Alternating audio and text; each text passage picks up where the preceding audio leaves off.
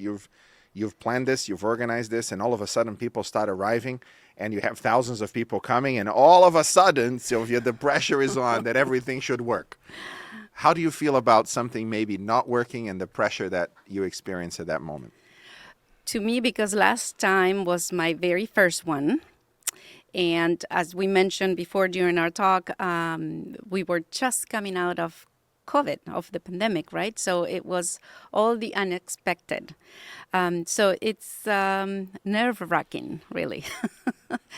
What happens if the internet is not working? And that was one of the things that we were very concerned about, because everyone was voting for the first time on their devices.